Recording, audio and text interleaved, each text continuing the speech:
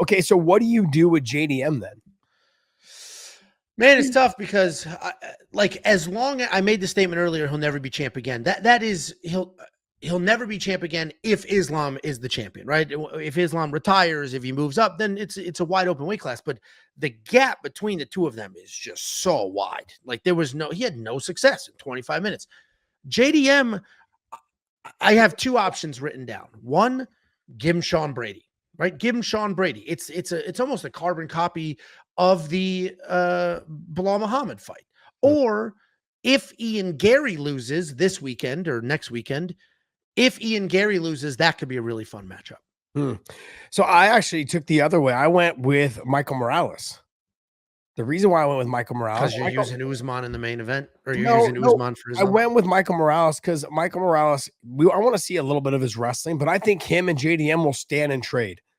I think that's what you're going to get. You're going to get the explosive, hard-hitting Michael Morales against the guy who's known for taking shots. JDM can take a shot. He can grind it out. He can wrestle a little bit. He doesn't have to worry about really being taken down. Morales may try to wrestle here and there, but I doubt it. Will we see that national champion Ecuadorian wrestling come out? I doubt it, but I'd like to see the two of them. And plus, that puts him right in that position if he beats JDM to say, look, I'm next. There's no other conversation. There's either Ilya and Kamaru, and then there's me. And that puts him right there in that mix. And then look, with Ian Gary, he's 2 losses. Like, he's got a ways to go, man. You've got other guys. He only has one UFC loss, and it was to Shavkat. He lost to Shavkat. Who didn't he lose? He beat Prodis, but it was in the 5th round.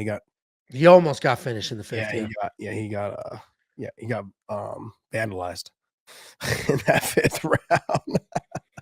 It was dicey. This is the cool part is this is the best the welterweight division has ever been. Absolutely. And the fact that we can debate between 5 different names and this is awesome. You want deep weight classes because there's a couple of super shallow weight classes right now, but this is a deep one. If you're talking Michael Morales, you can use the same names for him that you use for Brady, that you use for Protest, that you can use all these same people. So I think, JDM, I don't hate JDM versus Morales. I don't hate JDM versus Sean Brady. I don't hate JDM versus Protest. Yeah. You get fun striking. Let's see what happens with Ian Gary because he fights next week. There's a lot of really fun matchups. So it's almost, you have to be careful of the matchups, though, because you don't want to ruin somebody with 2 losses in a row. And you don't necessarily want to completely derail a hype train. And, so you have to be somewhat careful.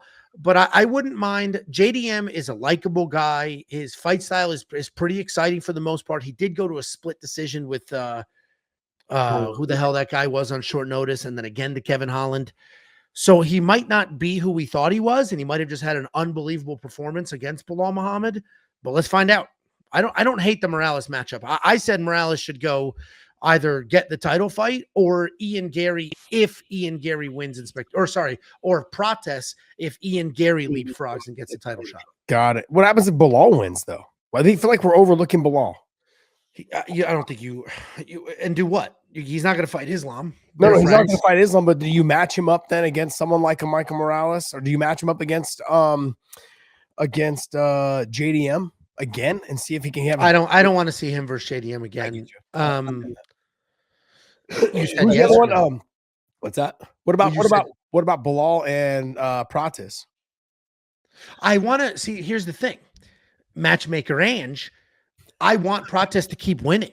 This guy is exciting. Like, he's different. In a world of everybody trying to be Conor McGregor, you have Carlos Protest, who is just him. He's just himself. I'm going to drink. I'm going to smoke. I'm going to be me. So not that he should be coddled and kept away, but like, why give him this sort of, sandbag type wrestler? Like, let's keep him away from that. Give him Ian Gary is a striking match. Michael Morales should be a striking match. JDM is a striking match. Like, give him a striking match. Don't just throw him at a wrestler. No, I would agree, man. I would definitely agree. All these welterweights need to fight in February or March to decide the #1 contender. 4th of July is a long way away, and no one is going to get a shot by sitting out.